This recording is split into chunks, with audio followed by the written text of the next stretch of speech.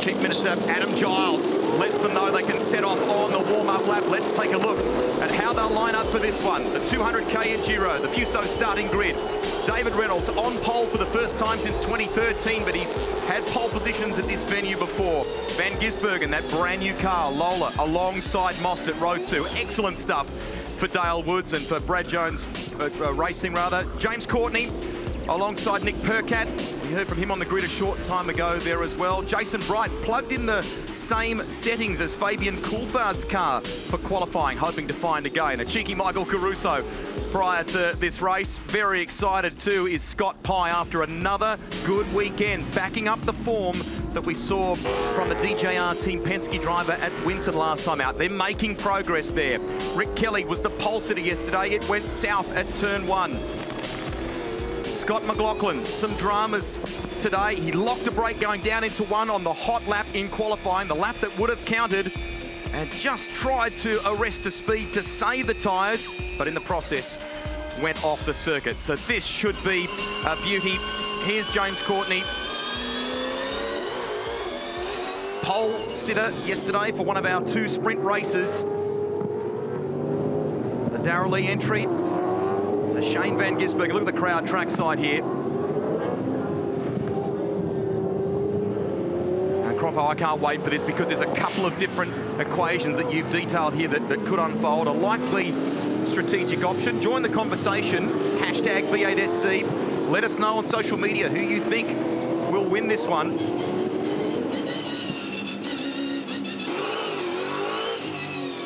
Well, the 2 pole sitters from yesterday's races, they ended up having events they would rather forget. Today, we've got our 3rd different pole sitter in the 3 races here at Hidden Valley. It is the one and only David Reynolds. He starts from the pole position. The first time since 2013 he has been on that front row. The most consistent performer yesterday on the grid was Fabian Coulthard, both resulting in bad ends to his races. Will it be different today? He starts from the 2nd row on the outside. He was there yesterday. The guys behind him, they're all lining up. They don't want these 2 to get away. Will we see the same kind of action we had down at turn 1, or will we see 200 Ks of clean, fast, hard racing? Latest intel from the grid. Only cars that we can see on a hard tyre at the moment are the Volvos. Everybody else is on the soft. Track temp and air temp are up 2 degrees relative to yesterday afternoon's race 2. Very similar to the numbers for race 1 yesterday. Here we go, 70 laps to come. Those Pro Drive Fords have been the masters of the starts in recent races. What can Fabs do? Reynolds needs a good result today. Doesn't quite get the launch, David. The Freightliner Commodore has bolted. Now in the 2nd phase, Reynolds settles in.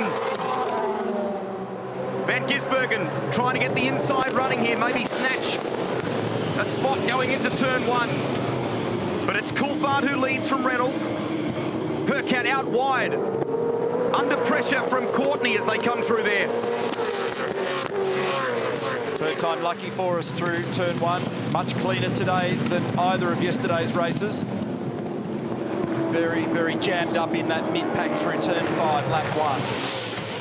Good jump by Coulthard. Already got a little breath over the green car. Look at all the nose-to-tail stuff going on at the back of the pack. It's bang, bang, bang, bang, bang, bang under brakes. You're feeling it both ends of the car.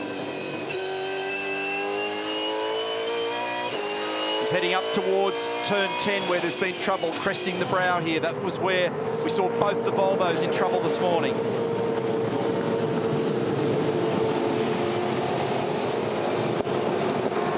bit of a gap appearing there to Andre Heimgartner in the middle of the field. You can see that Tim Slade's keeping the pressure on the 111. That was Rick Kelly's got a push and shove going with someone back there. I've got a feeling it was Garth Tander in the final corner, and it went on for a little moment too. So Garth's having a look down the inside. They're at the back of the pack at the moment, and just confirming what I mentioned before, there's only 2 cars on the timing that are showing hards, and then off the road goes Scott McLaughlin, turn 1. He's now last. Reynolds starting to go on with it here. And as the temps and pressures come up, David's in a bit better shape. So great initial jump by Fabian. The next portion of the start worked well for him. clearly didn't get quite as much wheel spin, got it cleanly into second gear, and then he was able to actually move across and take the race line. This is Winterbottom. He's 5th. And Gisbergen in front. Behind Frosty is Dale Wood 6th. Then James Courtney, Nick Percat, Jason Bright, Jamie Whincup 10th. Final corner. We're going to have to nurse these tyres. And one in. So car one in. Whincup, that's a strategy that we didn't cover off. They're doing something different. Very different. Do you want to come and do some stuff out here? Got you there, mate. Fuel only here, as you can see. Nice and easy here. I'll give you an update of the time. There's nothing else around the pit lane. So Jamie Whincup has come into pit lane. Obviously no tyres going on that car, no change there. He's just started on, he's still on the soft tyre. The fuel's going in. Obviously they're changing the strategy here. Got a time stop. He's obviously started with quite a low tank. Here he goes again. Oh, he stalled the car very briefly. Wasn't in gear. And he's away again. So they put quite a lot of fuel in that car. This will be a long stint for Jamie. Yeah, that was 15 or 16 odd seconds of fuel, and what that's done is taken him out of sequence, gives him clear air, so they had space in the tank to be able to drop their fuel, and they want to see whether or not that strategically gives them a benefit later in the day. We'll keep an eye on that for you.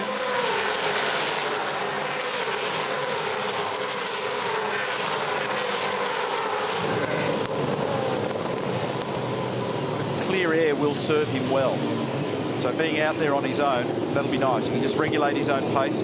And that's important for the life of those soft tyres. Replay start. Good flinch by both of them off the line, but it was just Fabian that perhaps reacted that fraction earlier. Wider shot from further down towards turn 1. And by this stage in the second and third gear phase of the start, Fabian's able to easily pull across and then cover. And then, in fact, he didn't even worry about it. He started to drift back to the centre of the circuit because he knew that David wasn't going to have a leap. Jamie Whincup on board from the roof. He decides to go the wide line. That's Andre Heimgartner and Jason Bright. They're like magnets this weekend, those two. They're just spending the whole weekend together on the racetrack.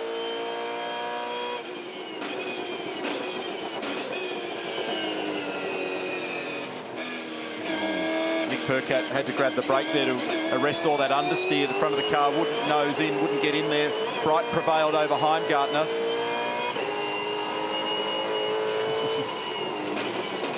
And he's on the really narrow line there at 5, Jamie Whincup.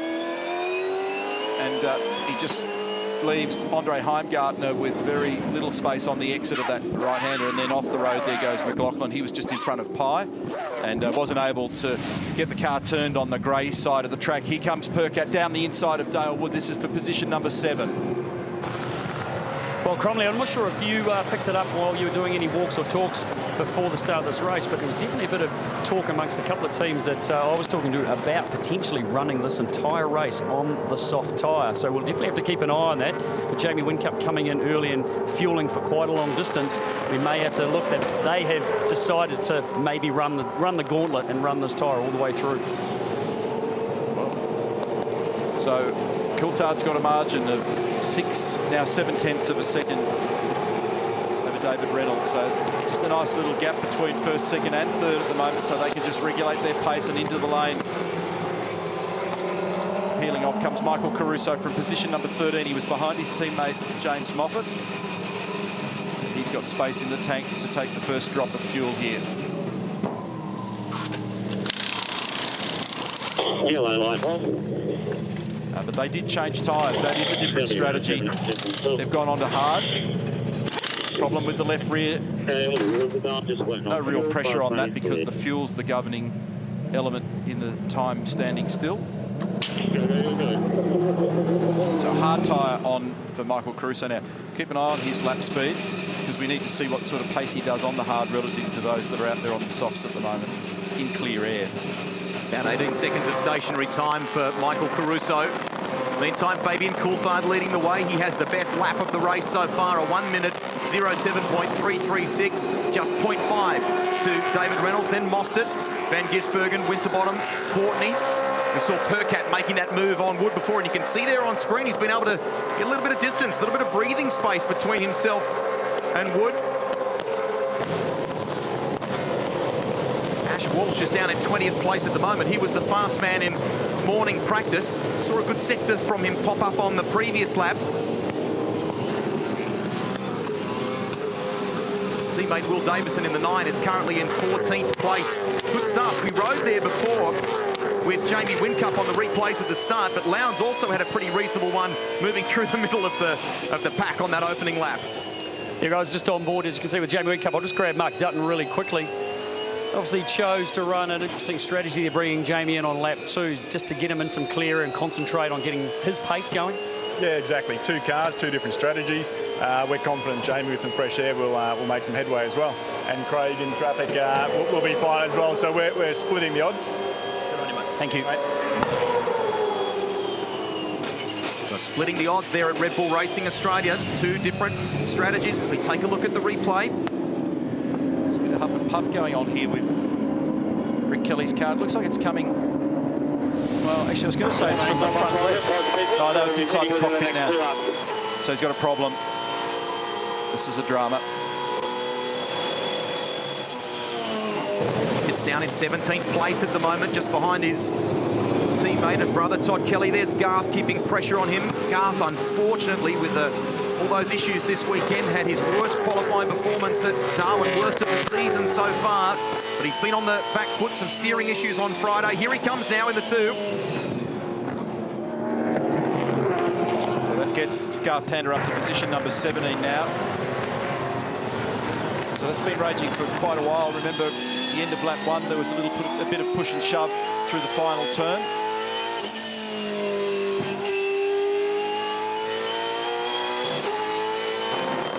I can't see any further evidence of whatever was going on there with smoke before. So we'll chase that up for you. Might have just been a guard rubbing, was it? We'll find out.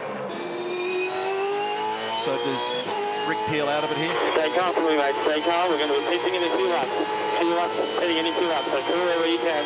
Todd Kelly, his brother in the Jayco Nissan Altima, had just peeled off. Then he's in relatively early. Marks, good job on your marks. Fair cave in the front of that number 7 car.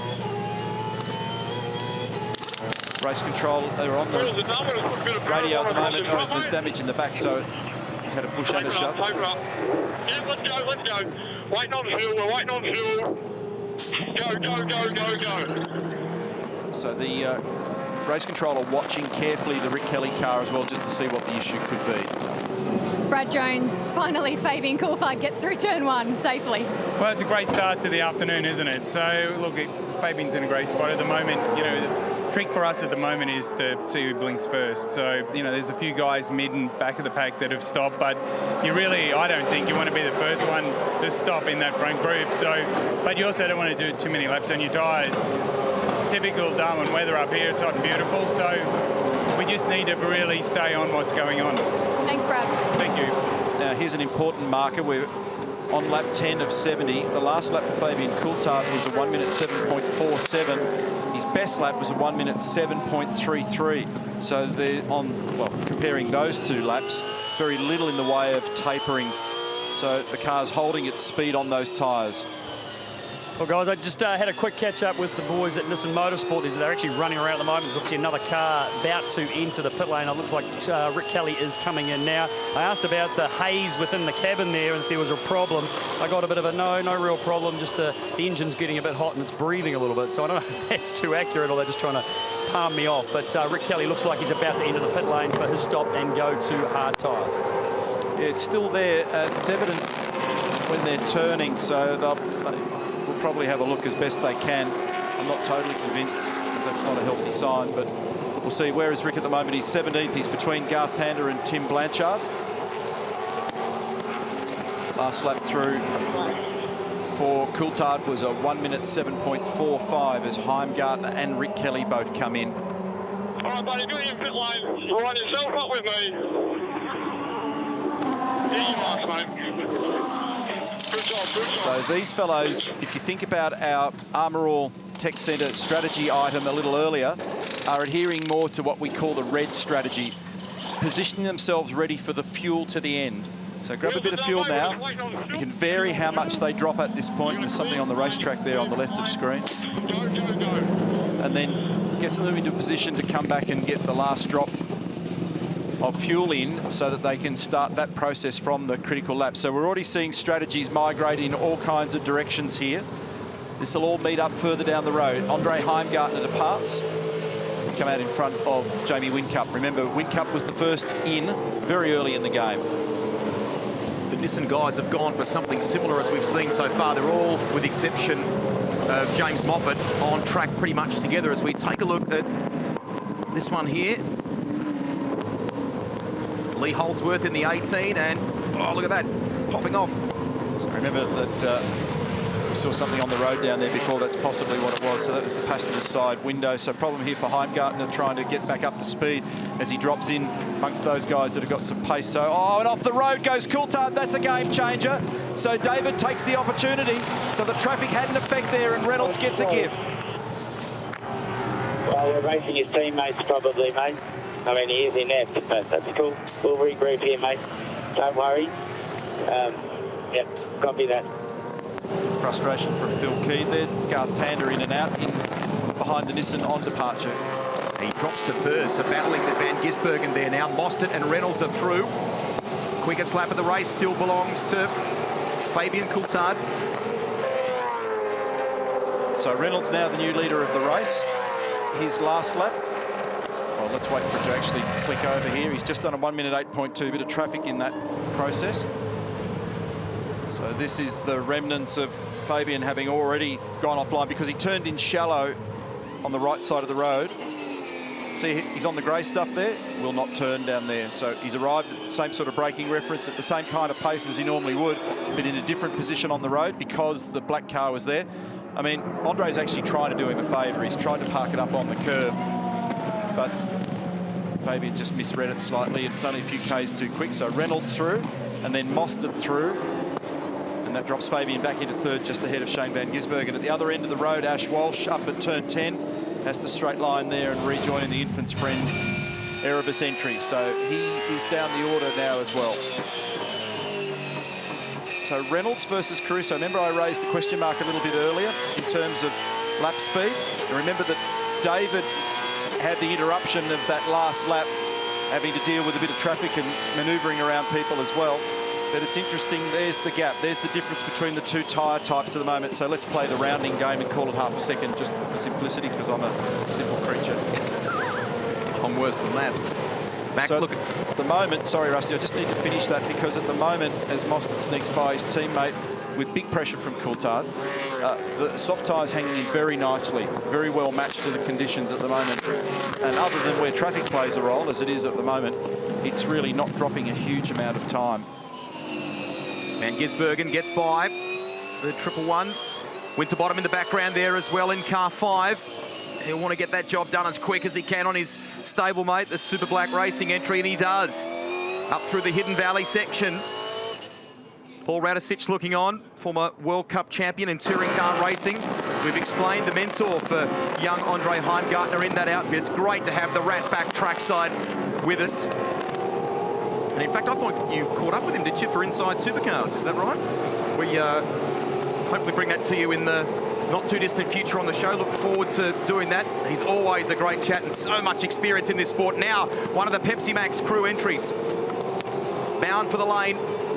It's Frosty. So Frosty comes out There, Mark. Mate, is there anything else you need? of the queue. Just fill her up with water, buddy, the water bottle. He needs a drink. Copy that. Copy that. We'll put some water in it. See if I'll get on that.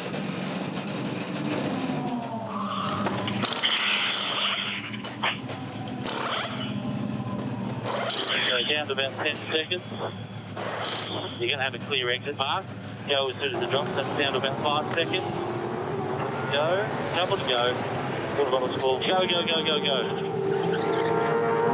So they've squirted a little bit of fuel in there, and top pumped her up with water. That all looked fairly straightforward for him and sent him on his way. Meantime, his teammate is not nearly as relaxed out there at the present time because he's got a Freightliner sticker in his rear view mirror.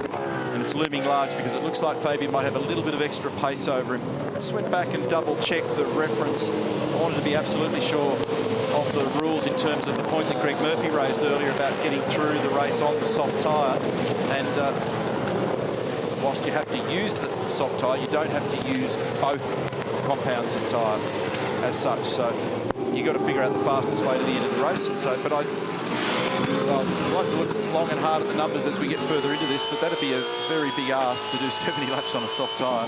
You might literally be on your hands and knees when you get to the finish line. Coulthard's recovered. He's running right with Mostert here. Meantime, Dale Wood takes service in the lane in the 21. And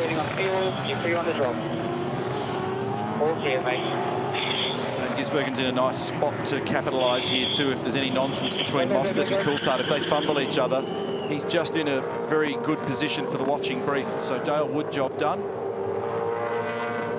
This is Nick Percat. He's chasing James Courtney. They're 5th and 6th at the moment. Off the road, Rick Kelly. And he's got to try and give his brother some space there. David Reynolds, forward teammate, tries to round him up on the inside and is the race leader. Nicely by down the main straight here at Hidden Valley Raceway. Gap 1.3 seconds to Mostert, then Coulthard.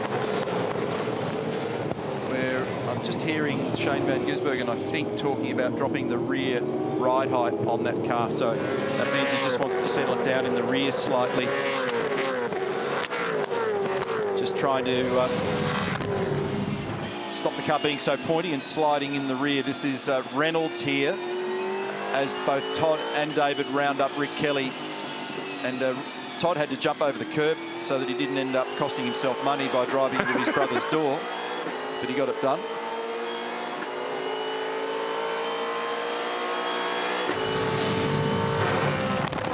And so now David Reynolds, as you can see, is clear. Look at Fabian, he's all over the back of Mostert. Remember I said if these guys end up in a little bit of nonsense, it'll be a payday for Van Gisbergen. That's immediately happened. So there's Shane, bang, right under the rear wing of the Freightliner car. So Fabian signalling that he's not that thrilled to just sit there and swallow hot air. And he's peeled off now, Mostert, and that ends that game. But along the way, he's now got a headache called Shane Van Gisbergen. And the fact to consider that the gap is 1.9 seconds to Reynolds. He was clearly worried about the green machine, the 55 bolting. Let's focus on this stop here and see what happens with the Pepsi Max crew.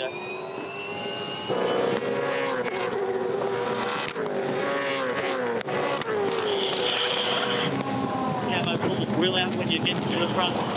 Yank the grill out of the front. Thank you. That's just nothing more than a bit of fascia. There is no airflow through there. Go with a drop. Go, go, go, go, go. Remember the pit lane speed exit.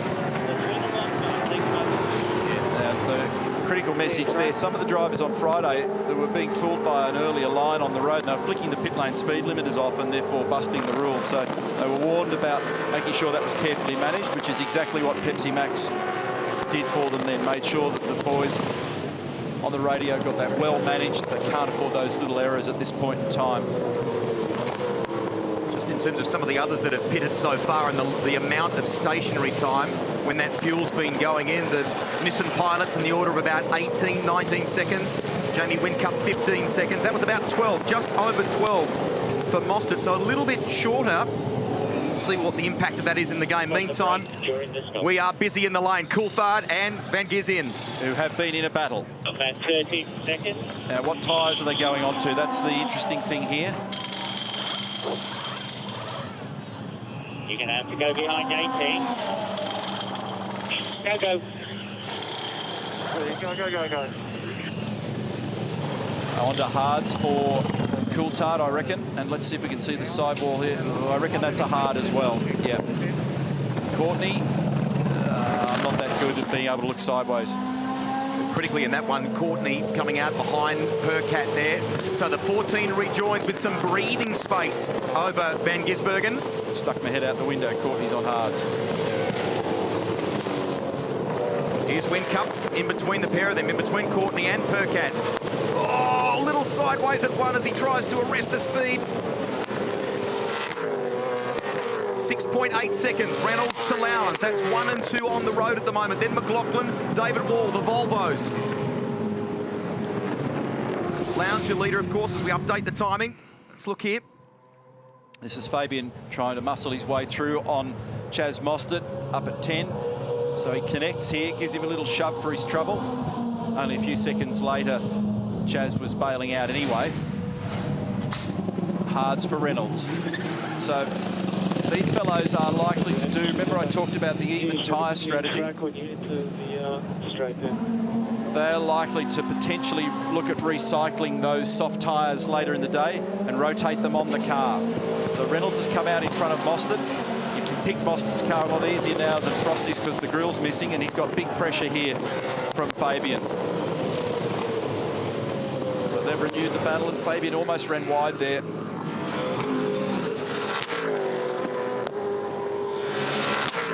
Triple Eight will be in this lap, so expect to see Craig Lowndes, who's leading the race, come in. So these fellas, if you wind back to our little chat pre-race, this is more like the green strategy, playing the tyres out evenly and then just fiddling the fuel dump depending on who you're racing.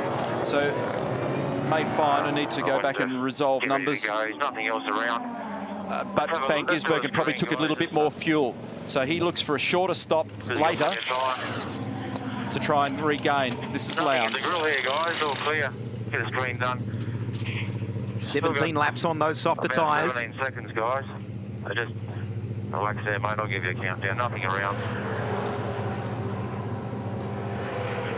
8 seconds. Stationary for a little longer as that fuel goes in. Ultra calm. Get ready. All clear. Ultra calm at Red Bull Racing. Off he goes. You make cold hards, orange slide off. We're going to train your cars approaching. He rejoins just in front of Scott Pye, but Pye will have pace as they run down to turn 1. DJR number 17, the Team Penske entry, gets there. Will Davison has a look as well.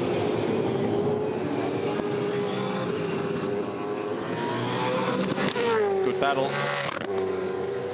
Lowndes trying to jump out here, went back and looked at the numbers again to see that battle between Van Gisbergen, Coulthard and Mostert, and it was 15 litres extra fuel for Shane Van Gisbergen, so he took on 60 litres. We're rounding for the purpose of the exercise. Down the inside, barely able to stop his Lowndes. He'll get crisscrossed here by Scotty Pye. That was a little costly. And then so Coulthard and Mostert took on 45 odd litres again, just rounding for the purposes of simplicity. So McLaughlin leading the way. He is yet to pit in this race. His teammate David Wall has done that. He's in the lane right now and switches. Remember, they've gone an alternate strategy at Volvo. We'll confirm the rubber that he's gone on as Marcus Ambrose looks on. Tim Cindric to the right of your screen. Julie Johnson, Dick Johnson in the background as well. So we're riding with Shane here. He's in behind Mark Winterbottom. I'll get a fuel number on Frosty when I can as well. But what you can expect to see is... OK, so Frosty took about 60 litres as well, and he makes a nice clean pass there. So that will mean that Van Gisbergen's going to be in for a shorter period of time, potentially, just a whisker, than the other blokes that he's racing at the moment in this next stop. So when you talk about 14 and you talk about car 6, they're going to have to spend a little bit longer to get that mandatory dump of fuel in. It's time for us to be shush for a moment here. Let's just suck up a bit of V8 supercar action around this track and we'll just have a breath.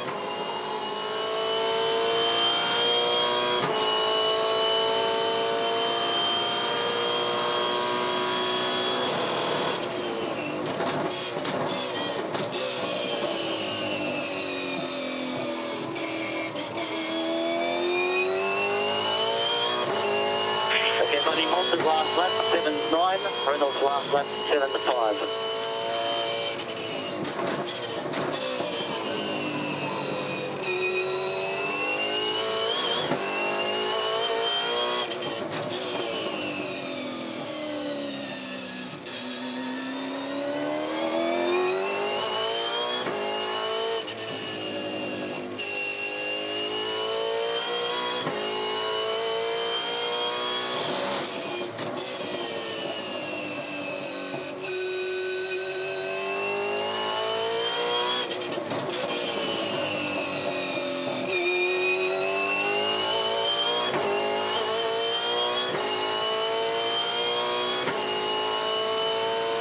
Yep, only 23 laps completed. 23 completed.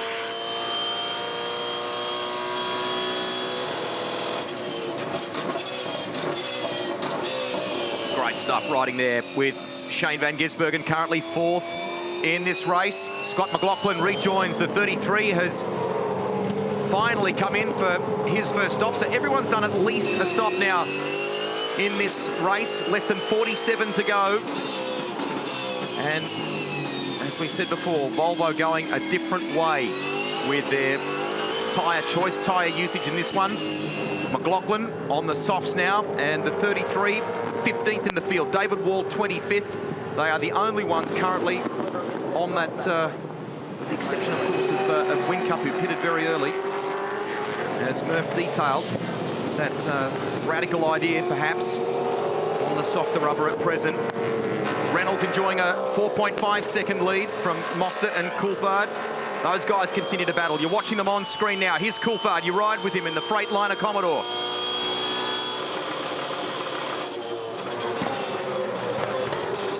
I think you're about absolutely accurate there, Neil, on the fuel numbers. Looks like Fabian Coulthard and the number 6 of Chaz Molstad have taken on around that 50-litre mark.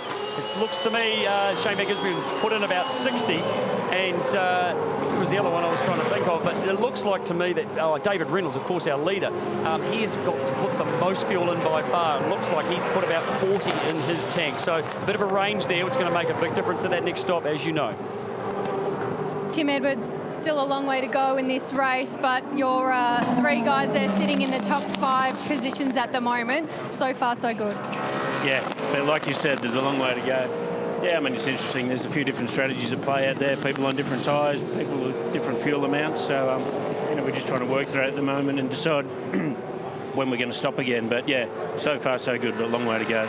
The recovery of the soft tyres, it's such a difficult one to predict how well they're going to recover at the end. Yeah. So far, though, the tyre degradation's been pretty low this weekend, so we're pretty confident that you're seeing Jamie probably going to do the whole race on a set of softs. So, it'll be interesting for his last 10 laps. But we're quite confident that really the guess now is, right, how many laps do we do on hard? Because the reality is you want to get back onto your softs as quick as you can. Thanks, Tim. Good luck. No worries. Just here with Steve Hallam, he's just writing down some lap times there.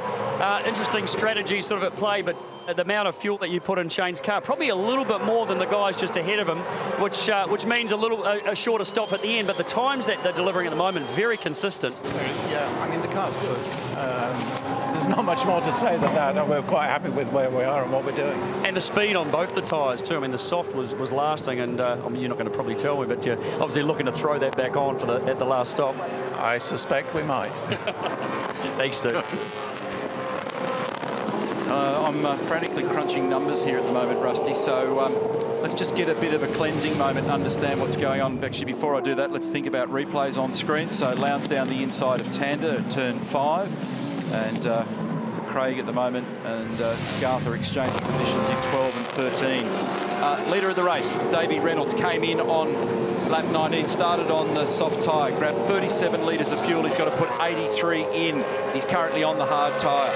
In second place at the moment, Chaz Mostert, stopped on lap 17, put in 46 litres of fuel. He's got to get 74 on board. He's on a hard tyre.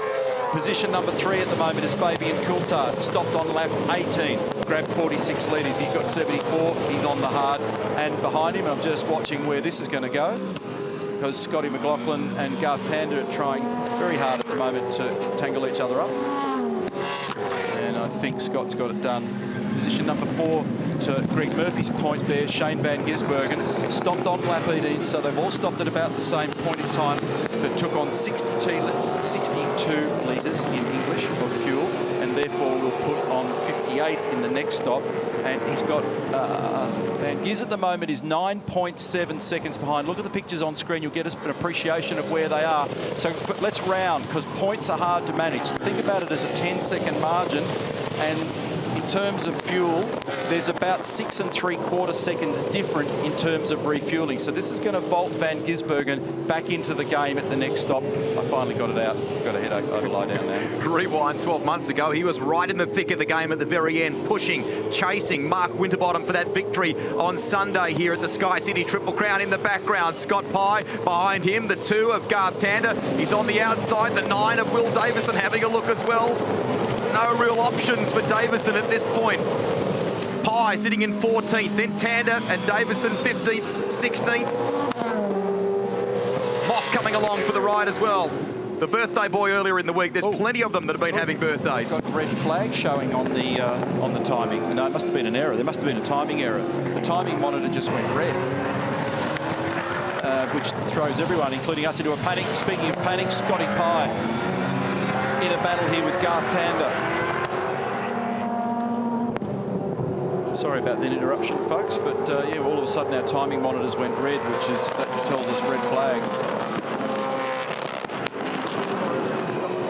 It was about a lap ago that Garth was battling with McLaughlin. McLaughlin on that different tyre has been able to put a bit of space between himself and these guys. Look at it. Back to the Armour All Tech Centre piece earlier.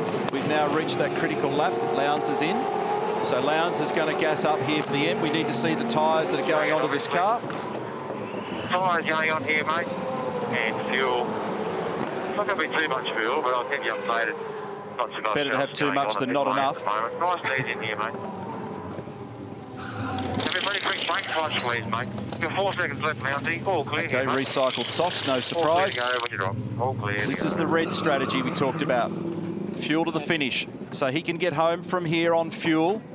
And based on the way the tyres are wearing, this sort of makes sense. Here's David Reynolds, leader of the race with a margin of 3.5 seconds. That's a nice margin over Mostert, then Coulthard, with the expectation that Van Gisbergen is going to play into these key runners at the next stop. In this lap, or I think it may have been that conversation in the background there with Davey. I'm not sure, I might be crossing channels here, but we're going to see action here very shortly. That red flag certainly did make everyone jump up and get out of their seats. There was mass panic in the Holden Racing Team garage as to what to do, but it was obviously a timing glitch or something, a glitch on the screen, and everyone quickly sat down. Davey at the hairpin. Let's see whether or not he flinches. I reckon I intercepted a message that he's on his way in here. So he's got a nice message. He's got to take on around about 83 litres of fuel. It's a little bit more than he requires compared to Mostert and, I see dust in the background, and Coulthard. So he's got the cushion, but he's now about to burn it by having to put the fuel back in recovery, and peels off. This is critical. He's got to arrive straight and fast, not waste a 1/10 of a second here. There goes Mostert, new leader of the race. Reynolds confirmed in. Coulthard stays out. Van Gisbergen moves to third. There he is. There's the situation. There's Winterbottom, Percat, Courtney, big fresh air, and here's Davey and car one in as well. That was the reason for the pause. So Whincup in as well. We need to get a bit of an idea of what tyres he goes on. And there's the softs for David. And as he goes past our pit lane here at the moment, I want to see whether Whincup really does play the tyre game and they stay on a soft tyre. That would be a very bold move. No, they're rattling them off. He's got it. They're rotating them. Go Murph. Yeah, guys, you picked that absolutely right on camera. Jamie Whincup's going to roll the dice on that strategy. He's keeping those soft tyres. The guys have taken them off, as you saw, rotate them around, and he's about ready to go again. So is he going to be the only one to try and roll that dice and run the softs all the way through? His consistency, looking at the times, has been fantastic. He's been running in the high 7s a long time, so he's pretty confident he's going to be able to continue to do that. He's in the game quite nicely, isn't he? So that was interesting that we caught that. Glad we did. So when he peeled off, I reckon he was about 10th from memory, Rusty, Jamie Whincup. I didn't write it down precisely, but here it is again in replay. So watch what the boys do here at Red Bull Racing Australia. So the first thing I wanted to see is, are they really going to rattle these wheels and tyres off? Yes. There were no other wheels and tyres standing by. That should have been the clue. And then around they go. Looks like the sort of thing you do at a birthday party. And rotate the wheels and tyres, whack them on, dump the fuel. I think he had about 60 odd litres of fuel on in his first stop. He took 69 litres of fuel in that first stop. and he's played himself into the game. The new leader of the race is Chazzy Mostert. He's got 2.3 seconds over Fabian Coulthard at the moment and Shane Van Gisbergen. We're holding our breath to see how far they go. They're past the critical lap, but what do you want to do here? How long do you stay on the hard? How long do you play that card? What do you reckon a soft's going to do later in the race? Here's Jason Bright and Rick Kelly down at turn 1. And that's water coming out of Rick's car because they will have plugged on, they would have coupled up water to refresh his drink bottle, and it's overflowed, no big deal. There's a lot of vibration in that car of Whincups when it's on the rev limiter down there in 1 at the moment. So Whincup has, where did he drop in, Rusty? He's down in 22nd behind his teammate Craig Lowndes, and in 20th place is David Reynolds. So Reynolds peeled off as the leader of the race, had to stand still a little longer to grab some fuel. We'll see where these fellas drop in once the cleansing process starts. Obviously, Red Bull Racing Australia and Jamie Whincup feel that they've got a better chance, a better balance in that car on the soft tyre. And the degradation is obviously very low, as we know, something like 3 times less than what it was last year, I heard you say earlier, Neil. So they are very confident that their pace from the start to the finish is going to be better on that soft tyre. They took them off the car, rotated them around to change the loading of those tyres, put the load on the most loaded tyre to put it on the least loaded side of the car, and put the one that's been doing no work at all, put it on the right rear, probably where most of the load is. So very interesting strategy, and we'll be watching very closely to see how that plays out, obviously. And I did that little step out in Perth a couple of race meetings back to explain what happens there, and it's an interesting play. How often, mate, in your caper, and you've bounced the ball for a long period of time successfully, have you seen a racetrack that's 3 seconds faster? Ash Walsh makes a mistake on the exit of 5, 3 seconds faster with 3 times better tyre wear.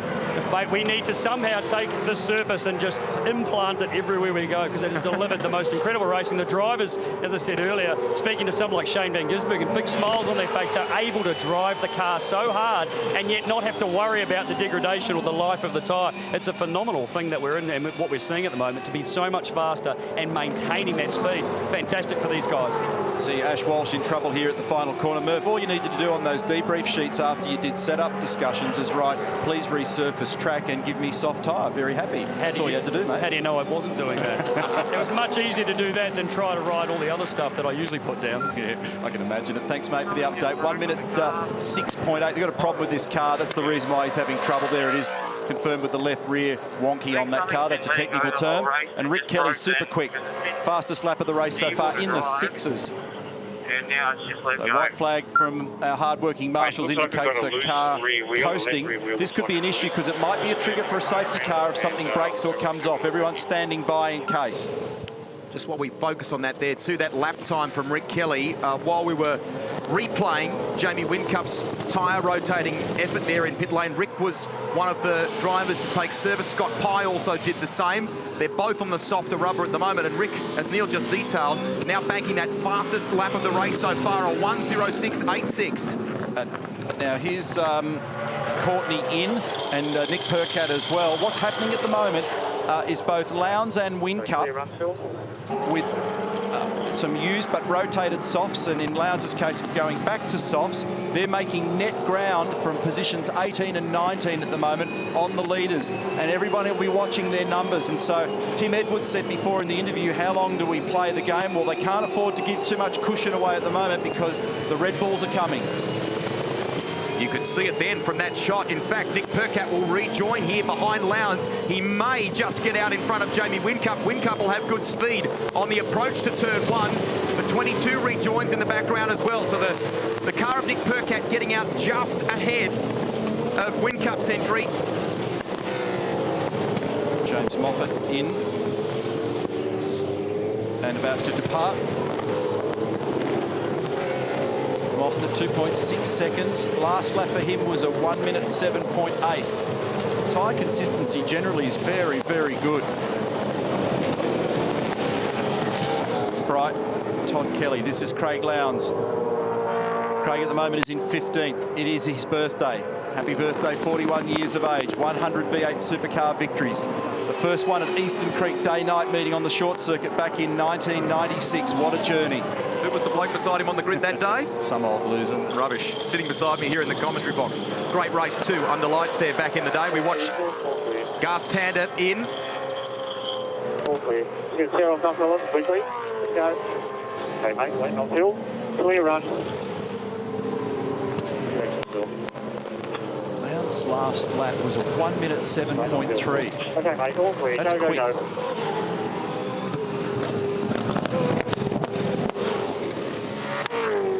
7.1 was his best lap. So when your last lap's 7.3 and your best is 7.1, the difference, the delta, that's a very, very small margin. And it's roaring hot out there. I can't believe that the tyres are doing the good job that they are. How'd you like to grow up to be a tyre? Well, we've been worried about the birthday parties at your place. So back to the battle here. Oh, that's sad, isn't it? Unfortunately, whatever the issue is with that car of Ashes, it can't be sorted quickly. So they're going to put it in the garage where more people can be deployed to work on it. Or Todd Kelly, Jason Bright trying to make a mess of turn 5 together. They got away with it just.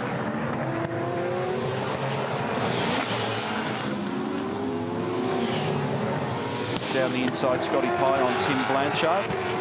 Where'd Scotty drop into proceedings there? He's down in 23rd at the moment in the Shell Helix entry. They changed the exhaust on Blanchard's car overnight, the Cool Drive Commodore. They had some dramas with it in practice 4 this morning. Required a little bit more attention from the LD Motorsport crew. Here's the man at the front of the queue, the top of the leaderboard in this race, Chaz Mostert. His dad Eddie looks on. He's a very keen operator on Facebook, Eddie. Some very funny stuff from him at times. Fabian Coulthard is second on the road. And Shane Van Gisbergen, then Winterbottom, Bright and McLaughlin. I wonder if he's got those crook socks on still and whether they get a wash in between the gigs. Bit of a thing. If you wash them, does it take the luck out of them? Not sure how that works. Oh, they are. So I am actually going to put the acid on him at some stage. And yeah, he knows. He'll square up. Yeah, look at him. He'll square up at some stage. How dare you call that into question? I don't care so long as they're clean. This is Lee Holdsworth. No one here, so nice and easy when we leave. They don't have anti-stall in these cars, but they do have auto start, just in case they do stall. Go, go, go, go, go, go, go, go, go. Yep, that's gone.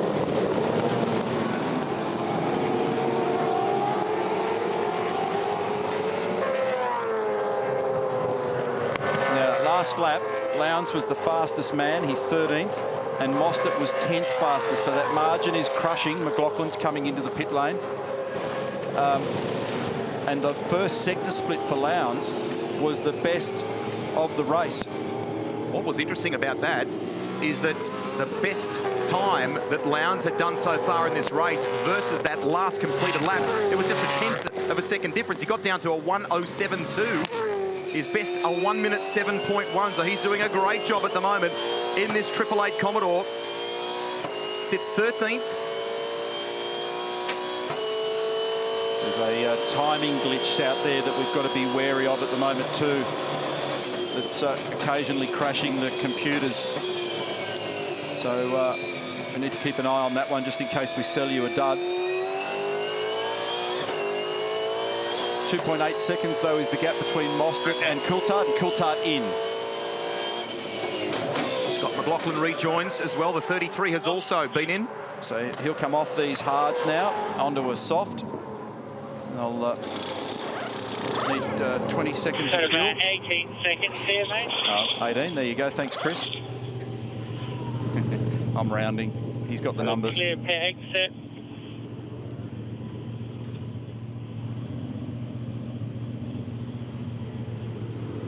It's about the quietest it's been here for about 4 days. I haven't squared up with Chris yet for just completely balking on my question at the grid at Winton on strategy. But that's a nice job by those boys at Freightliner, and here we go with car number 97 expected in shortly as well. So that's going to be interesting, and there you go. Look at that. There's Red Bull past. As I predicted earlier, the speed of Lowndes was formidable. Very telling. Here's Chaz. So they can't hang out there any longer. This has forced these guys to react. Reynolds, meantime, is doing very good speed. He's in 10th position at the moment. There's the Darrell Lee car in the background. So watch this contest. Remember that They should be putting less fuel in Shane's car. Off with hards for Chaz, softs on, recycle. Just turn the bottle off for a second. 19 seconds of fuel for Chaz. Remember, we're rounding. We don't have the privilege of their very accurate numbers. Are we down to 5? They should be dropping this car before. They do. There he goes. Nail biter. This one's going to be very, very close, but Mostert gets out just in front. There he is. Lead of the race at the moment, Mark Winterbottom. Still to make his second stop. Davey Reynolds is going blindingly fast out there. He's just on a 1 minute 7.2. His first sector was dynamite. Best of the race so far, though, still belongs to Rick Kelly, a 1:06.86. You ride with Fabian. Here's David in the 55. Then we can venture back and see where the 6 is. Then Lowndes. Then Coulthard. So the theory is that Chaz Tyre's just that tiny little bit younger, and he does have track position. But Lowndes has been a machine with his lap speed. He's played in nicely. Here's Frosty out of the lead of the race. That gives the lead to Andre Heimgartner. It's been a very interesting chess game, and he'll drop in just behind this pack of cars on our numbers. We're down to 10. So used softs going back on. Go out on 5. Clear to go. So these guys played soft, hard, soft strategy. Go. The even tyre usage in the Armour All Tech Centre that we detailed. He might even sneak out here in front of Gizzy. It'll be touch and go, won't it?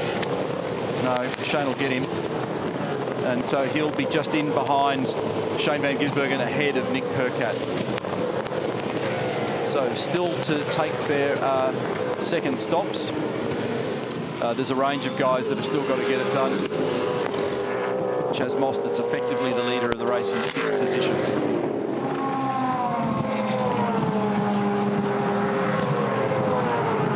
Lap last time around from Fabian Coulthard. Heimgartner, his first car on the road from David Wall, Michael Caruso, then Reynolds in 4th. Sorry, I just sold you a dud then. I looked on the wrong line of my information. The effective leader of the race is in fact David Reynolds. Let me clear that up for you. So David's in position number 4 at the moment. Chaz is in effectively position number 2. We're still waiting for Heimgartner, David Wall, Michael Caruso to sort out their stops. I hope I haven't confused you too much. So Reynolds is going super quick, which is also helping that cushion for him. This will be a really good battle between these two fellas to the end of the day. Just on Reynolds, podium finish for him in the final race in 2013. He took 2 of the 3 poles here on offer in 2013. And of course had that brilliant performance in qualifying this morning. Look at the wheel work for Fabian here. It's so gentle. He just basically rolls the car in, turns, hits the apex, picks the throttle up, drives it off the other side. They've got balance and grip in these cars at the moment that's astonishing. Mostert, Lowndes, Coulthard. This is for position. A thrilling battle to the end of this race. Fueled and tired and ready to go. That's TY, not TI in terms of the tired, but they probably are tired as well. Hats off to the BJR crew. They've done a wonderful job, as you said yesterday, on the build of this car. He was quite gutted to be involved in that incident, wasn't he, and put a bit of damage on it. Thankfully, it wasn't anything serious down at turn 1 yesterday. So one glaring fact that's appearing in this race so far is no Lexus safety car at this point, and that was one thing that I said at the beginning of the day had high probability, particularly based on what we saw yesterday. And there would have been a few people strategically up and down the lane that banked on that possibility. So far, they're overdrawn on that concept. Well, guys, I hope you're enjoying your air-conditioned comm box there. It's 35 degrees out here. I'm just going to take a look and see what the track temp is. I looked at it before.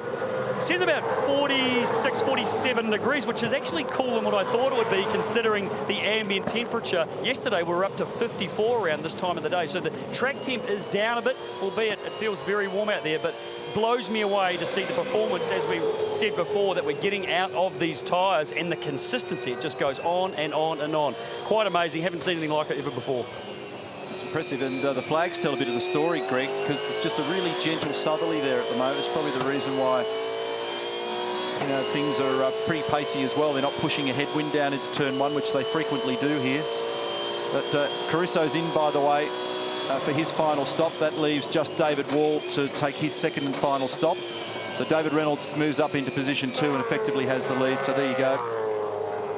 It's about 10 to 15 kilometres an hour at the moment from the south. And just while Murph was doing that update there, Andre Heimgartner was in for his final stop. He's rejoined in 23rd. What's happening here? Got a little bit of the under tray. Okay, let's get the good look. Come on, guys, wheels on there, get the safety stands. The problem with the under tray, which happens when you crash over the curbs. That one, go. So the safety stands are there for the protection of the crew. If someone's going to go beneath the car, we can't afford to have an accident where the car would drop quite clearly. And off he goes. Did that run longer than the fuel? All that work did. I mean, normally, as you say, the fuel's the determining factor. It did seem that work took them longer. Jason Bright and Tim Slade battling here for position 11. So the gap between David Reynolds and Chaz Mostert is 2.4 seconds. And then the next series of gaps are basically nothing, and that's the nail biter that we were talking about before. The fact that Lowndes, Coulthard, Van Gisbergen are all pretty tightly bunched. First guy to blink, make a mistake, lock a brake, overuse a tyre, lean on the right rear too much, will pay a price. But here's the leader of the race. About to be the leader. Oh, careful, David. Oh, no! No, no! David Reynolds, a monumental mistake when he could least afford it at turn 5. He's had to go straight ahead. That has gifted this to Chaz Mostert.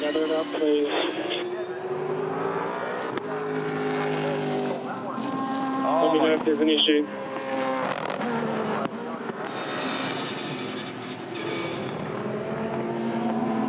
Wall moves by. He's yet to stop. Caruso we saw rejoin a moment ago, but what's happening here? So is this for Whincup? Has Whincup... He's down in 9th place at the moment in car 1. Just trying to see the number on those tyres. It says number 1, so I'm assuming they're standing by for Jamie. Caruso's got some tyres as they come out of pit lane.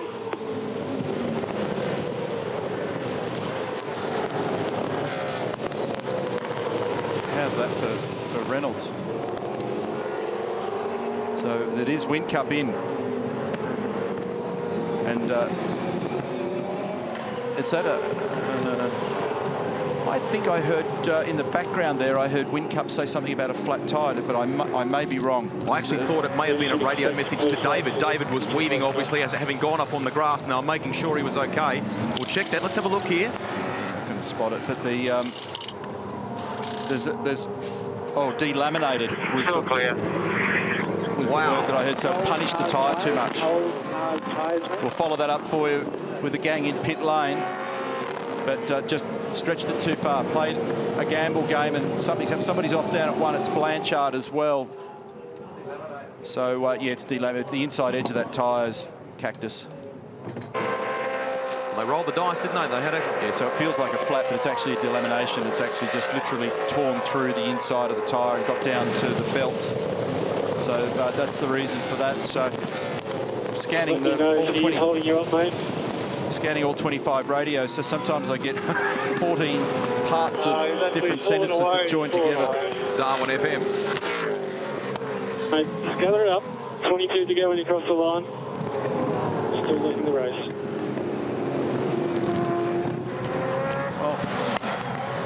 The other question here then was when David just sneaks a few hundred metres out of the racetrack is how is that viewed? And I haven't got a modern view on that one at the moment. So he's come up behind Michael Caruso, locked up, couldn't stop. And in the bid to redress, he's gone through the centre here, off of turn 5. Oof, gee whiz, I tell you what. So close. Yeah, that was fractions away from nailing the back of Michael Caruso. So we're going to follow up and just make sure what the race control interpretation is of firing off there at turn 5. Meantime, Reynolds is in the physical lead of the race. Co-owner there, Rob Nash. 0.8 of a second is actually the gap. Reynolds, Mostert, Lowndes, Coulthard, Van Gisbergen, Winterbottom. The heavy hitters in the top 6 positions, followed by Percat, who continues to impress. Car 222, position 7, then Courtney. car number 22, then Bright, car number 8, Cam's race control. Jason Bargwana in conversation with Tim Schenken. I think he laughed then and said, "Get the camera off me." He loves it. And then Courtney, off the road, Dale Wood, after that very impressive 5th place in qualifying.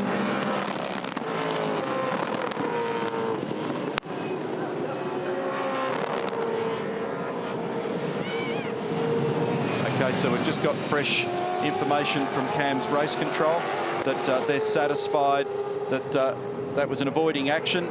There was no other option, and he'd redressed the issue of the cars that he'd passed. So all good. So that little heart attack there for Rod Nash and for Tim Edwards. So no gift of the lead, as I suggested, to Chaz Mostert, but what it did do is it tightened up the margins between everybody. This is the replay down at turn 1 for Dale Wood, GB Galvanising Advam entry. So he was tucked in right behind Tim Slade, dirty side of the racetrack, and then off in the grass. That may have been the message coming through to Tim Edwards before as well from the Bottle crew about the redress. So Reynolds leading by 0.4 of a second from Mostert, then Lowndes, Fabian Coulthard, Van Gisbergen, Winterbottom, Percat, Courtney, Bright, and Slade completes the 10. Wood, who we saw off track there briefly a moment ago, is in 11th position. And then McLaughlin, who took an alternate strategy, tried a little something different down at Volvo. The 33 is 12th. Track temperature sneaking up too, Greg. That wouldn't have helped Jamie Whincup's cause with that tyre. It's gone up another 2 degrees to 46 degrees. Tander soldiering on here. He's in 13th position. He's got Rick Kelly just tucked in behind there, and they're both chasing Scotty McLaughlin. Ash Walsh, after some really hot pace in practice this morning, unfortunately you find yourself in the garage. Day's over. Yeah, it's been a tough old weekend. Some highs and lows, but yeah, had the rear clevis breakdown in the car. I could feel from right at the start of the race it was working itself loose and started to have more and more issues. But, you know, these things happen, and we'll come back and start punching again in Townsville. So, unfortunately for both, Will and I, we've had a hard weekend, but yeah, it happens. Bad luck. We look forward to seeing you in Townsville. Thank you. Thank you. I'll just grab Tim Edwards just to get his viewpoint on what we saw happen a few minutes ago with David Reynolds there right in front of Chaz Mostert when he actually went across the road and rejoined on the other side. Are you and Rod Nash on the same page on this one? Are you happy with the decision to leave Dave where he is? Well, I don't know what Rod's view is, but I know my view is that if you expected someone to turn around and drive headfirst back into the oncoming traffic, that would be pretty stupid. So I think Dave did the right thing. He pulled right up. He was obviously slowed. You know, he waited. So, look, I think he's done the best thing he could to redress it. But we have seen a lot of cars go off there this weekend and come back to take a wide loop around and then join back up on the straight on the run to turn 6. Yeah, I think they're a little bit different, though. If you look the way he darted to the left to avoid hitting the back of Caruso, it kind of shot him on a trajectory that there was no way he could still turn around to the right. I wouldn't say, though, then that was an error on Dave's part, though? Well, that could be your viewpoint, Greg. Mine would be that there was an error by the car in front that was actually being lapped that was significantly slower on the brakes prematurely. So, you know, we'll both have our own views on it. Interesting viewpoints here. Question coming through as well. If you're following the race, you're following the game, you might have a view on that incident. At V8 Supercars, hashtag V8SC on social media. Here's one for you, Neil, from Jacob Bowden. Does it hurt the engine when it's screaming on the rev limiter at the end of the straight 70 times? It sounds fantastic when you're watching them. Does it ultimately hurt them? Well, engines are devices that rely on harmony. So the point is a good one. And it's not a nice thing. Most engine builders shudder when they do it, but there's certain places around the countryside. Happens at the end of the back straight at Sandown, happens on the run through the Conrod Straight, through into the Caltex Chase at Bathurst as well, where just gearing-wise, the cars are a little out of breath. In fact, it's coming up as a bit of a topic here and there at the moment. There may be 1 or 2 changes going forward to be able to deal with that, but no, it's not ideal. And in higher revving engines that you might drive in a Formula 1 car or an Indy car or something of that nature. I remember I once had an opportunity to drive in an Indy car, and you know, bopped the rev limiter, I think, at one stage, and there was a flurry of Japanese engineers going flying out of bunkers everywhere to make sure that that didn't happen again. So you've got to be really careful of engines that are highly stressed and fragile if you do stuff like that. These are pretty beefy engines, so they can take it, but it's certainly not ideal. No, in the Nissan camp, not only have they been looking forward to some of those upgrades coming out, Lowndes is into the lane here. Car 888 from third place in this one. Lowndes to the lane. So Reynolds leads from Mostert by just under half a second. Then Fabian Coulthard. Team weren't ready, we hear. We're going to do the whole set. So this is not according to the plan. Obviously, mate. No fuel. So he must have killed him. Must have killed him. He had good pace, but maybe it was just it hammered them. So what's he put back on there? Those, oh, he has to put on the hards, doesn't he? There's only one set of softs. I need to have a look at it. Was that a flat spot on the left front?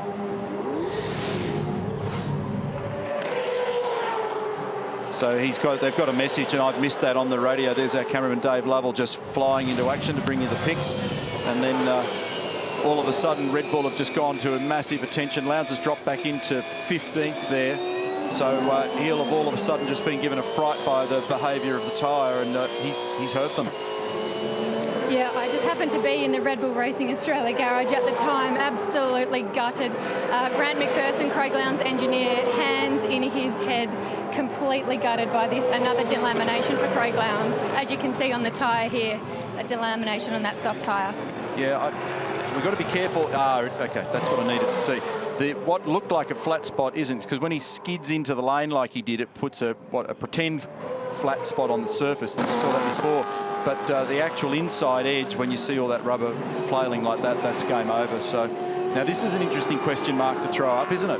Because what does that mean for Reynolds and Mostert, Coulthard, Van Gisbergen, and all these people that are out there again trying to stretch their softs? Still got a long way to go. 70-lap race off the road here. Todd Kelly in the weeds, and he's got a friend, Lee Holdsworth.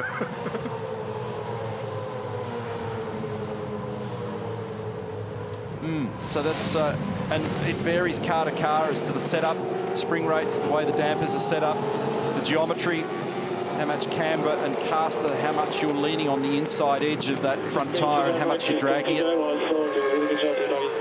and heating it. So the radios are lighting up at the moment with off-the-road Blanchard.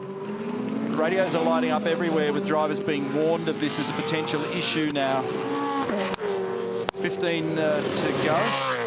He's missing the passenger side window as well. That might explain the replay we saw there before.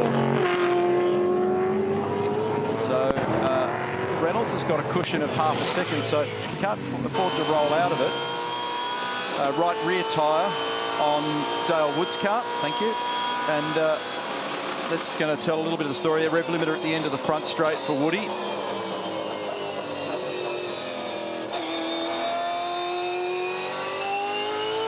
It was the, correct me if I'm wrong, it was the fronts that have been seeing the damage, isn't it? So that tells a big part of the story, though, doesn't it? When you look at how much distortion's in that tyre wall, how hard the thing frets and works around here. And incidentally, Crompo is another one fans have been asking for on social media. They want to see a bit of that, particularly when we get to the mountain later in the year and the impact it has around a venue like that. On board with last year's Sunday winner, Mark Winterbottom, 5th place at present. He's 0.3 behind Van Gisbergen. You can see him just ahead, out the windshield there at the front. Yeah, so now they're all being heavily coached about don't overstress the fronts. The latest word there was to Nick Percat. He's currently in 6th place at the present time, so they're to a degree going to have to be very cautious in how this gets managed. So Nick, if he can stay in this position of 6 at the moment, would be a season best performance. He's had an 8th and he did that back in Western Australia. And this little battle here is heating up, so how hard do you push? Mark Dutton, disappointing. Firstly, Jamie Whincup, I suppose your plan was to leave him on softs for the entire race? Yeah, exactly. We looked at the DEG of yesterday's soft tyre race and assumed it to be linear, but what we didn't take enough account into is the shoulder temperature. So the continuous running for all those extra laps has caused the shoulder to delaminate on both tyres, both cars, I should say. left rear for Jamie, I believe. Right front? Both right fronts. Both right fronts, yeah. So, fingers crossed it doesn't just happen to us. So, yeah. Thanks, Dado. Cheers. So really important information. So right front, it's the hard-working tyre. And it's happened to both the Red Bull cars. That tells you that they've got a common setup, and therefore there's a common disease as a result of it, which has hurt the tyres. That's an important clue. It means the advantage is they've been able to make their tyres work. That'll be part of the key to the lap speed that those guys have got. But unfortunately, in this instance, there's a price to pay for it. So the longevity of the tyre, the superheating of the inside edge of it has really hurt it. Well, guys, I was just been watching Scotty McLaughlin. Obviously, he and his teammate were the only two guys to run a different alternate tyre strategy, starting on the hard, and now they're doing doubles on the soft tyre. So Scotty McLaughlin, 33 laps it is on the soft tyre. They rotated them at his last pit stop, but he's done a very good job to get up into 11th position. But we're keeping a close eye on that. There's still quite a few laps to go, 13 laps to go, that he's going to have to try and manage this tyre, and he's got still a lot of pace on board. But I'm sure, as you said, a lot of these teams are going to be talking to their drivers, telling them about the issues that Red Bull Racing has had, and telling them to look after them to the finish. They're still punching out lap speed at the moment, though. So Reynolds' last lap was at 1 minute 7.4. 7.4 for Mostert, 7.2 for Coulthard, 7.3 for Van Giz, 7.5 for Winterbottom. So that's still a cracking pace, and compared to their peak laps, it's not even half a second away in some cases. So that's a bit extraordinary. So, but the drivers could generally feel it. They know how to drive the car in such a way that you don't put quite as much lateral or mid-corner side load stress into the tyre, particularly the right front. So think about the load that's on that right front there now of David Reynolds' car. Turning, and then another big one here, followed by this long run down the straight where it cools out. But because they have negative camber, maybe you could even follow up on that for us, Murph, and just show us what that looks like. The inside edge is skewed in such a way that it cops more temperature, so it doesn't completely get a cool out down the straight, because when they've got that amount of camber, they make temp in a straight line, and then followed by another huge left-hander there at the moment. Bottom of the screen, look at the progress, the speed for Fabian Coulthard, third place in this race. He's just 0.6 behind Mostert. Mostert only 0.56 behind David Reynolds, the race leader. Nice work by Will Davison, the Erebus Motorsport driver. Gives them space, allows that pack to continue their battle. Good job.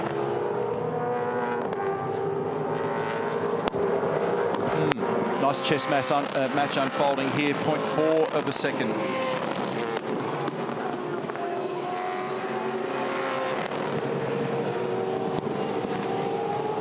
Here with Brad Jones, who's intently watching on. Neil Crompton just said it's a bit of a chess match at the moment. It certainly is, with about 12 or 11 laps to go. Fabian in good position, got very good speed in the car at the moment. Yeah, look, very good speed. Just unfortunate it had a moment early on where he went off the road, but we've got the same sort of laps as Mostert, but I think we've got a faster car. So you never know what's going to happen with the lap traffic. Hopefully we can pick up a spot or two there. Can you believe how consistent and how quick this track is, and how it's looking after, you know, the consistency of the tyres? It's amazing, you know, like everyone started piling in the pits, and I just, you know, we didn't think we could get there from where we were. So consistency's great, new service is great. We just need a little bit of help to win the race. Has he been conserving at all, just trying to just slowly build up there and maybe put on a bit of pressure in the last half dozen? Absolutely. Phil released him a couple of laps ago and went, okay, just go as hard as you can to the end, and if you can push the guys, do, and try and get by. Good luck. Thank you. No sign of let up in lap speed here with these guys, and the quickest of them remains Coulthard, partly because of the fact that he's got slightly clearer air, but then that gets blocked when he does get onto the back of Chaz, but he's pushing. These guys are playing for keeps here. Top spot, final race of the weekend in Darwin. Reynolds, Mostert, Coulthard, Van Gisbergen, Winterbottom. That's your top five. And the spread from the first to fifth guy in that queue I mentioned is exactly 11 seconds, and you can quite clearly see what the margins are between the boys at the front. Mostert, 0.2. He was able to close down to 0.2 to David Reynolds at the end of that lap. Yeah, Davey did a 1 minute 7.6. Mostert, Coulthard and Van Giz all did 7.4s with only variations in the hundreds and thousandths. Top three cars.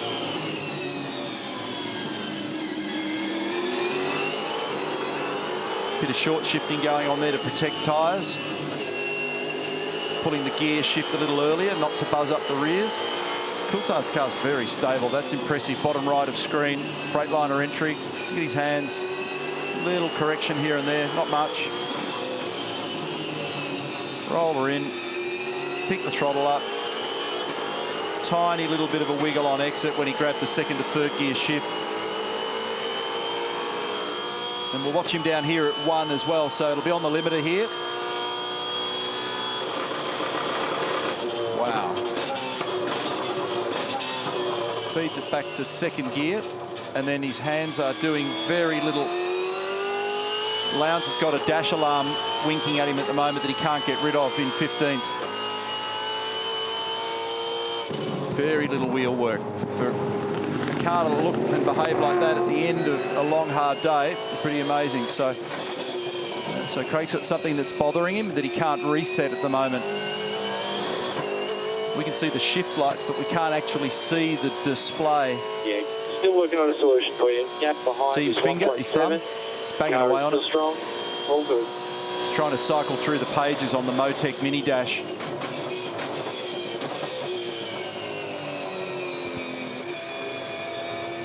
Jimmy, I'm going to pull the plug. I can't hear shit. And this thing's annoying me, so I'm just going to pull the plug. I know I've got 9 laps to go. I'll just run it to the finish.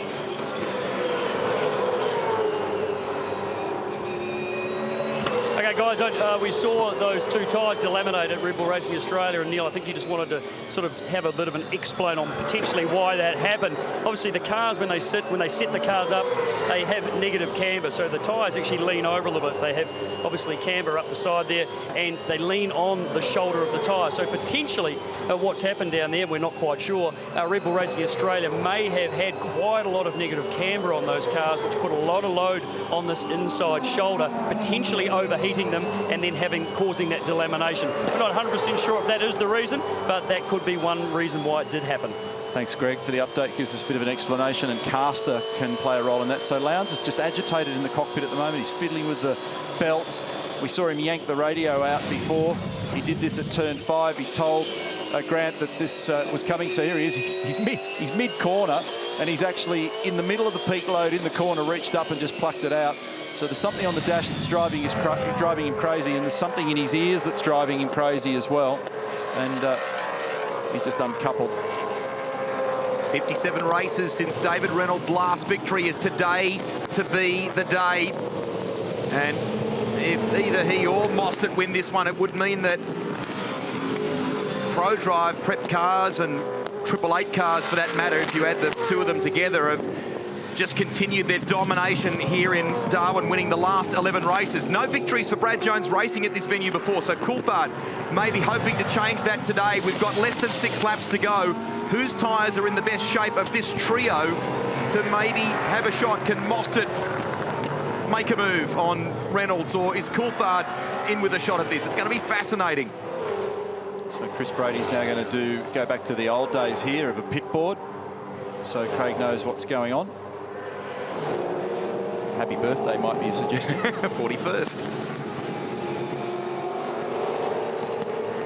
Brad Busherson, engineer, and Rod Nash, Bottle Racing. They are leading the race. There's their man on the left side of screen.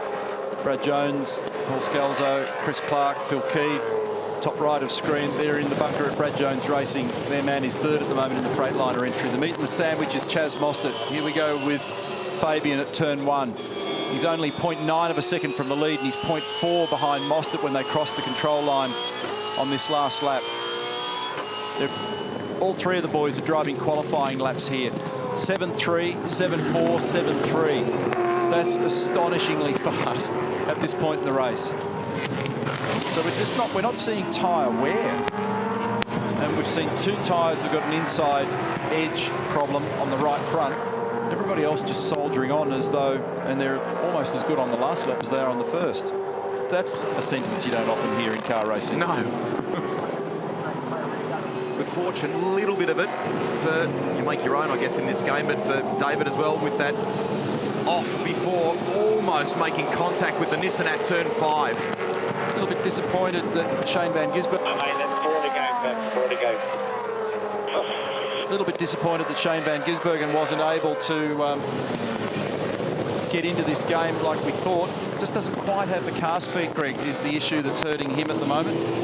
But on the days where you can't knock it out of the park, fourth's not too bad, and that's the thing that's going to matter. And that's what Steve Hallam has been counselling Shane. They had a pretty tricky round at Winton, as everybody knows. I thought they did a pretty good job of reducing the risk and just getting some points in Western Australia. And remember the charge for him at the back end of last year's championship to be a key player. You could probably say ditto on that account for the championship leader, couldn't you? Mark Winterbottom again putting another haul of points in the bank. Old school style, fuel trim, lap 4, we believe the message is to Craig Lowndes.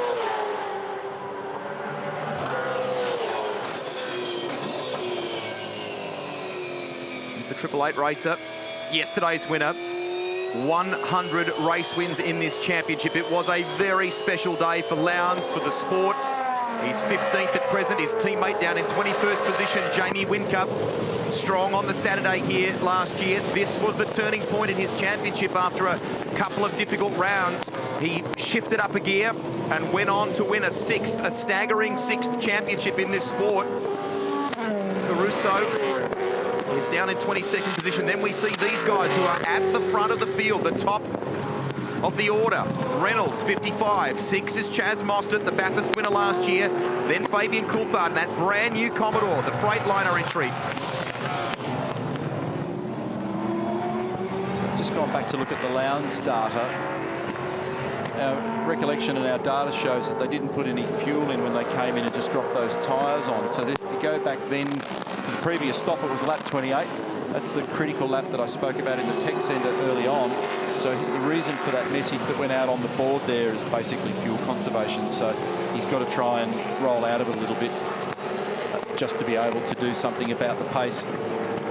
Because the pace of the car has been so quick, it's probably burning more fuel than they thought.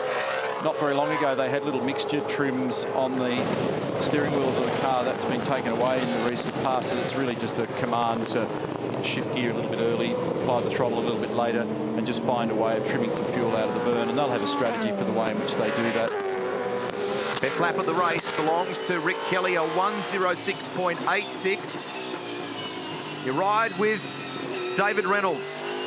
It had been since 2013, his last pole position. Great to achieve that today, but a win is what he needs. That would be huge. Remember, he was involved in that tangle with Lowndes in Tassie. This will be big for him if he can do it today. That pole was simultaneous with the win on the Gold Coast. That was the day that he donged the Armour All bloke, I think, with the with the hammer and the madness on the podium. So we might get to see a little bit of David Reynolds in full flight here. He's actually just built that cushion ever so slightly, hasn't he? 1.16 seconds now at last measure. Ready to go, last lap.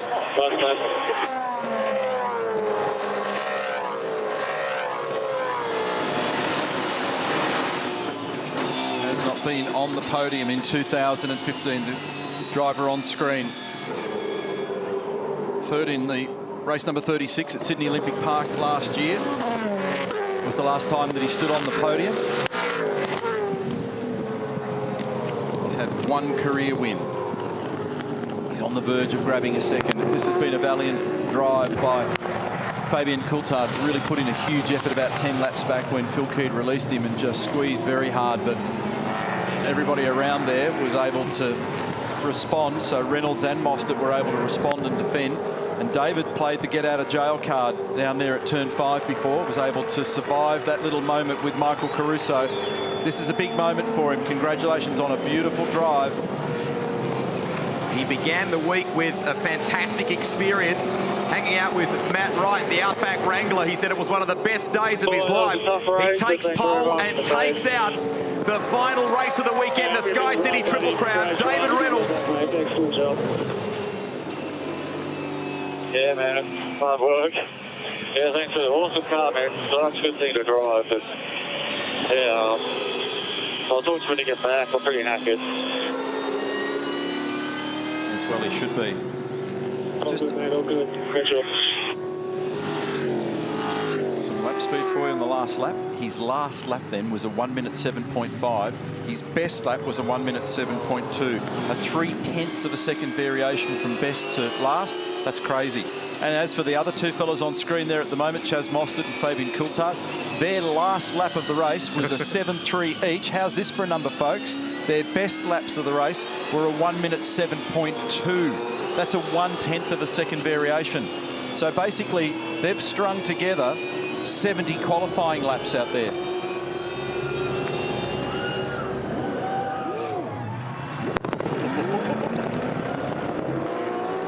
Celebrations are underway for David Reynolds. Remember, there are all those headlines, all that talk about pressure in 2015, the pressure to retain his spot in this outfit. Let's watch this here. Oh, David.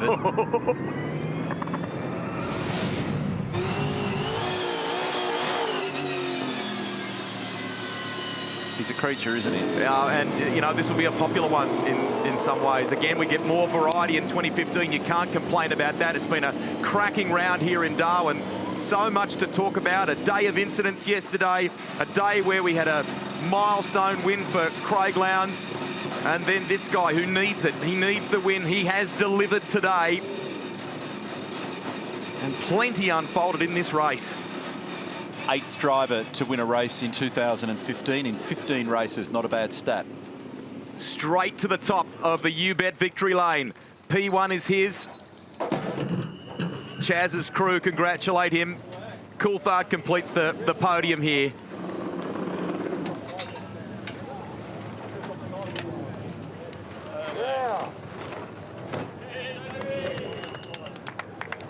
Curious to see what sort of condition he's in. Teammate Chaz.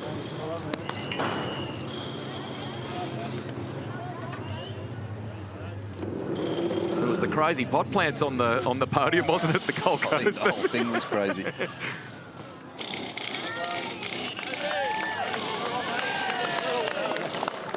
So David's just gone to greet the team. Rihanna will be in there shortly for a word. Awesome job, boys. It was. They gave him a very good car, didn't they? How's the pace of it? There's his engineer. Gee, that partnership's working so well this year. Got raw pace. Terribly frightening moment for him at turn 5. Nathaniel Osborne, engineer at PRA, in there to come and say hello. Dave Reynolds, congratulations. Welcome to the U-Bet victory lane here at the Sky City Triple Crown in Darwin. I'm always just that little bit nervous when you are winning V8 supercar races. Yeah, I don't have much planned in my brain, but yeah, it was just kind of relief really, because we had that puncture and I was really fast on the hard tyre, and that would have like set up the race. But you know, I had to do like 60 laps on the soft tyre, which is, you know, unheard of really. So yeah, awesome car to drive. The little Bolo car performed well all weekend. We just a bit slow yesterday, but turned it around and won the race. So yeah, unbelievable. You seem a little knackered. How are you feeling? Oh, to be fair, I'm a bit tired. Had bad stomach pains and had to visit the toilet a couple of times before a race. So I went to Dr. Carl and he gave me some good stuff. So I feel a bit better now. These are the reasons I get nervous talking to you. Congratulations, Always. Dave. Enjoy the podium. Enjoy the champagne. Second on the podium, Chaz Mostert. Your form continues to go from strength to strength. 3 podiums this weekend. Congratulations. Yeah, thanks very much. Yeah, started 4th, had a pretty good race. Was behind Davey most of the race and Fabian, but awesome to get another podium. The car's been pretty strong all weekend. Not quite on the money like Dave's was, but we'll work on it and we'll go to the next round and see if we can get another number 1. Chaz, you've jumped up to 4th position in the championship. That's fantastic. Yeah, it is awesome. It's the first round, 21st or something, so it's been a big fight back. It's a credit to the guys at Pro Drive Racing and Pepsi Max, so thanks to them. Enjoy the champagne on the podium. Well done. Certainly will. Fabian Coulthard, you got past turn 1 and you've ended up on the podium. Congratulations. No worries, thanks. It's been a big effort. Obviously, the boys had a lot of work to do last night to get the car back into pristine condition, but, you know, we did a good job. You know, unlucky with whatever Andre was up to, you know, mid-race there and, you know, sort of run off a little bit, but I feel like any one of these 3 cars could have won the race today, so, you know, we've definitely made some huge improvements in our Freightliner Racing Commodore, so looking forward to the next one. Fantastic work. Enjoy the silverware, enjoy the champagne and enjoy the podium. Cheers. Mark Winterbottom, A second, a seventh and a fifth. A very good championship building weekend. Not a win, but very good for your points. 95-point lead now over Craig Lowndes. Yeah, I haven't got the speed of the other boys in qualifying. You know, you're only talking half a tenth or something. So, yeah, I'm just struggling a little bit. But, you know, the pace or speed is going to win the championship. So I can't worry about it. I've got to fix my car and get more comfortable because clearly we've got good cars. And when you're starting back a little bit, it's just a bit hard. So I've got to up the qualifying ante. There's a couple of bits on the other cars that I didn't have for this weekend, so I'll get that. And, you know, Townsville should be okay. But, yeah, on a weekend you think you're struggling to gain points is a good day. Yeah, a lot of your rivals, you know, had bad weekends, and obviously teammates were very fast too, so they took some points. So, you know, you've extended the lead. They've caught up a little bit, but you didn't lose anything. So you've got to be pretty happy with that, though. Yeah, but you want to win, you know. You want to be fast. So I want to win races and... yeah, just my performance in qualifying. I'm a bit down, but I topped every practice session on hards, and then qualifying I didn't. So I've got to get the right ones right, and don't worry about the other ones because no one ever sees them. So yeah, but yeah, good weekend. You know, the team to get 1-2. I've got to see the boys on the podium and cheer them on because you know, good for Dave too. He needed that win. He's copped a fair bit of flack, which I can't believe in the chip papers and stuff that you read. He's a good dude. He's a good driver, and he deserves a win. And pretty cool to see him get it. Good on you. Cheers. Nicely said, Frosty. So David Reynolds wins his second career V8 Supercars Championship race. It's his first solo win. Remember that last one coming on the Gold Coast in 2013 that he shared with Dean Canto. Most at home in second place. Fabian Coulthard, that's good for the championship for him. Remember, he was on the podium at the Clipsal 500, had a little bit of a lull. He's right back in the mix there now, just 60 points behind Lowndes, second on the ladder. McLaughlin making his way to just outside the 10 in this race. Not a bad recovery as we get set for the podium and Chad Naylor. It's time for the race 15 podium at the Sky City Triple Crown Darwin. In first place for the Bottle Racing team, David Reynolds. In second place for the Pepsi Max crew, Chaz Mostert.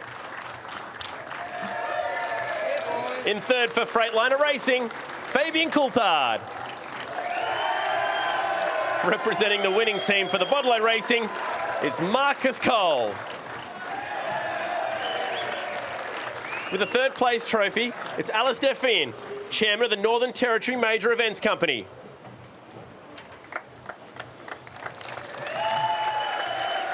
The second place trophy comes from Callum Mannett, acting general manager, Sky City Darwin. With the winning team trophy, it's Natasha Griggs MP, member for Solomon.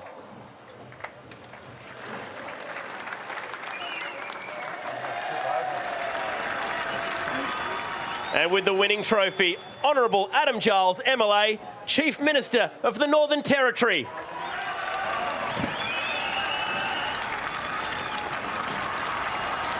Ladies and gentlemen, the 2015 V8 Supercars Sky City Triple Crown Darwin Race 15 podium.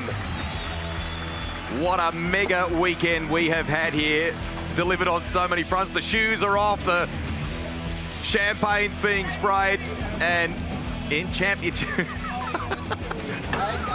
He's going to drink out of the boot. He is mad.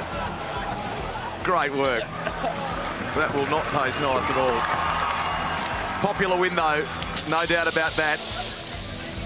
Winterbottom is top of the series standings. That has not changed, as you can see at the bottom of your screen there. The key thing to note, Jamie Whincup drops to 8th position at the conclusion of race 15 of the championship. Okay, let's go back to the very start here and rewind. 70 laps, race 15, V8 Supercar action, Hidden Valley Raceway. The first point to note was that the majority of the field started on a soft tyre, so only the Volvos chose to go on the hard tyre, and Jamie Whincup was the first in at the end of the first lap. They grabbed some fuel, left him on the soft tyres. We had a momentary scare when Rick Kelly's car started to smoke. That was weird, it just went away. One or two of the plastic windows in the passenger side of the cars managed to get away through the course of the day. Fabian Coulthard down the inside of his countryman, and Andre Heimgarten tried to get out of the way, but Fabian couldn't get the job done. He just went off the road slightly. He was needling away at the back of Chaz Mostert for a long time, had a very quick car. That's the engineer for the car there, Adam DeBoro. Ash Walsh off at turn number 5. And so we saw that a lot in evidence over the weekend, and a critical one. We'll see it shortly in these highlights when it happened to David Reynolds. Busted grill on the front of Chaz's car. They just pulled that away. It's cosmetic only. Van Gisbergen, we expected to see a greater presence towards the end. It didn't really materialise. Ryan Walkinshaw in the Holden Racing Team bunker. Rotating tyres for the reigning champion, Jamie Whincup. They were asking a lot of those tyres to do the whole race, and it turns out they didn't like it. Ash Walsh failed left rear suspension. Had to park that car and get it back in. This was the moment where we went, whoa, David. Nearly got the back of Michael Caruso at 5, straight lined it, rejoined it at 7. Meantime, Heimgartner went off at turn 1. Lowndes disconnected from the world, and they had to go back to the pit board for him. Grant McPherson and Mark Dutton trying to work out strategy plays here. It looked as though Coulthard was going to get on top of these guys towards the end and be a real thorn, but it wasn't the case. So second career victory for David Reynolds. Big moment for Bottle Racing and Rod Nash. And in the championship picture, it sets up a 95-point margin between Winterbottom and Lowndes. A great race, interesting strategically, and congratulations to this group here. Well done, David. Nice job.